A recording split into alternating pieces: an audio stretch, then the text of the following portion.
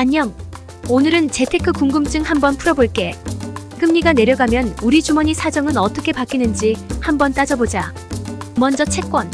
금리 인하 소식에 채권 가격은 우아하고 치솟아. 왜? 낮은 금리에 새 채권은 매력 떨어지니까 기존 채권이 잘 나가는 셀럽 되는 거야. 주식은? 주식 시장도 축제 분위기. 금리가 내려가면 대출 이자 부담이 줄어서 기업들이 투자 늘리고 경제 활활 타오르니까 주가도 덩달아 올라가는 거지. 부동산? 금리 인하는 주택담보대출 이자도 줄여주잖아. 대출 부담 줄면 부동산 사려는 사람 많아져서 집값이 후끈할 때도 많고. 하지만 이게 다 양면성이 있어. 적당히 올라야 좋은 거지. 너무 올라버리면 거품이 생길 수도 있다는 걸 잊지 말고. 금리 동향. 눈여겨보면서 지혜롭게 투자해보자고. 야, 그럼 금리 인하가 만병통치약 같다고 생각할지도 모르겠네. 근데 솔직히 그렇지만은 않아. 금리 오래 낮으면 경제에 나쁜 부작용도 생겨. 물가가 펄펄 끓어오르는 인플레이션이 그 예시지. 게다가 투자자들이 위험한 자산에 너무 많이 밀어넣으면 거품이 잔뜩 생겨서 훗날 바닥을 볼 수도 있어. 그렇게 되면 잊고 있던 금리 상승 때 쿵 하고 떨어지는 상황이 올 수도 있고 말이야. 그러니까 아무리 금리 인하가 자산 가격을 끌어올려도 우리는 항상 경제 전체 그림을 봐야 해. 금리가 내려가면 투자는 쉬워지지만 풍선 효과도 간과할 수 없지. 이자가 싸면 대출로 투자하는 사람이 많아지니까 주식이나 부동산 같은 자산 가격이 비정상적으로 붕 떠. 그럼 모두가 부자 되는 줄 알지만 실제로는 가짜 부자가 될 수도 있는 거야. 자산의 실질 가치는 그대로인데 가격만 무작정 높아지니 거품이 꼈을 때 그 폭탄이 터지면 큰일 나는 거지. 그리고 저금리가 계속되다 보면 사람들이 저축보다는 소비나 투자를 더 하게 돼. 한순간은 경제가 쑥쑥 자라는 것처럼 보일 수 있어. 하지만 그건 지속 가능한 성장이 아니야. 인플레이션은 심해지고 통화의 가치는 떨어져. 사람들의 소득 수준은 그대로인데 물가만 오르면 사실상 가계 경제는 악화되니까. 그래서 금리 인하가 경제에 미치는 영향은 데칼코마니처럼 양면성을 가지고 있어. 금리가 내려가면 단기적으로는 자산 가격이 오르고 경제가 활기를 띨 수 있어. 하지만 장기적으로 봤을 때 무분별한 투자는 위험하고 거품이 꺼지면 그 여파는 만만치 않을 거야. 그니까 금리 인하 소식에 너무 들뜨지 말고 한 발 물러서서 대출 관리는 철저히 하고 자산 포트폴리오는 다양하게 가져가며 경제 전체를 잘 살펴봐. 현명한 투자자라면 계속 대응하는 게 중요해.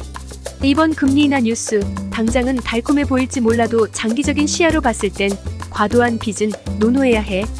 나중에 금리 반등했을 때 대출 이자 폭탄 맞고 싶지 않잖아. 그리고 투자할 땐 금리 인하 효과가 눈앞의 이익에만 집중하게 하지 않아야 해. 특히 부동산 같은 경우 금리 인하로 인한 수요 증가가 집값 상승을 부추기는 경우가 많으니까 버블주의보를 내려야 돼. 주식도 마찬가지야.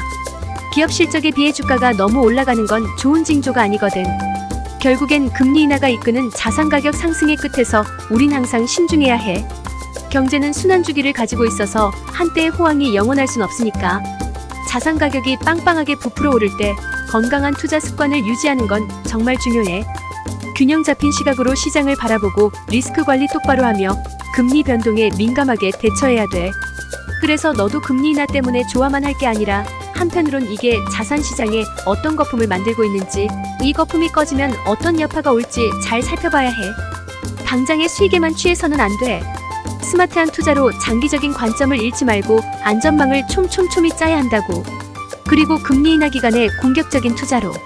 혹시 모를 큰 손실을 미리 방지하려면 이젠 배분 투자를 생각해봐야 할 때야. 주식, 채권, 부동산뿐만 아니라 금이나 해외 ETF 같은 다른 자산 클래스에도 관심을 가져보자고. 물론 금리가 낮을 때가 투자의 기회일 수 있어. 하지만 이익만 바라보지 말고 뭐가 올라갔을 때 얼마나 내려갈 수 있는지도 생각해야 돼. 특히 대출로 투자하는 건 더욱 신중해야 한단다. 이자가 낮아도 대출은 결국 빚이고 금리가 금방 바뀔 수 있으니까. 허허, 이런 얘기를 하니까 나도 재테크에 관심 많아져. 금리 인하가 당연히 유리한 것 같지만 세상엔 공짜 점심은 없어. 싼 이자율에 투자하고 싶은 마음 굴뚝 같지만 장기적으로 경제가 어떻게 반응할지도 고려해야 한다니까. 그러니까 친구들아, 자극적인 투자 뉴스에 휘둘리지 말고 자산 건전성에 더 신경 써. 금리 인하가 자산 가격을 띄워준다지만 너무 높아진 자산 가격은 언젠가 조정받을 수밖에 없어. 이자율 변동에 민감해져야 하고 빚 관리는 더 철저하게. 무엇보다 다변화가 핵심이야. 한 곳에만 올인하지 말고 투자 포트폴리오를 잘 구성해서 리스크 관리하자고. 금리 인하로 인해 주식이나 부동산에 돈 몰리는 거 보면 투자감 정말 뿜뿜하지만 이게 영원한 건 아니라고. 시장은 언제든 변할 수 있고 우리 돈도 한순간에 날아갈 수 있어. 그래서 이럴 때일수록 자산 배분과 투자 다양화에 신경 써야 해. 한 분야에만 집중하기보다는 리스크를 분산시키는 것이 중요해. 그리고 항상 금융 뉴스를 주시하고 경제 동향을 파악하면서 투자할 때는 늘 신중하게 결정하는 습관을 가져야 한다니까. 자, 이제 준비됐지? 허리띠 졸라매고 금융 지식 쌓으면서 스마트하게 자산을 불려보자. 그리고 기억해, 판 만들 때는 건전하고 지혜로운 투자가 필요해. 짜릿한 수익률에 취해서 무모한 투자하다가 쿵 하고 나가 떨어지지 않으려면 말이야. 솔직히 말해서 금리 인하 소식이 구름 위를 걷는 듯한 기분은 들지만 발밑의 땅을 잘 봐야 해. 거품이라는 솜사탕이 사르르 녹듯 사라질 수도 있다는 거 잊지 말라고. 자, 그럼 우리 모두 금리 인하 효과에 휩쓸리지 말고 냉정하게 상황을 분석하면서 똑똑한 투자로 인생 한방 노려보자고. 할 준비 됐지? 고고.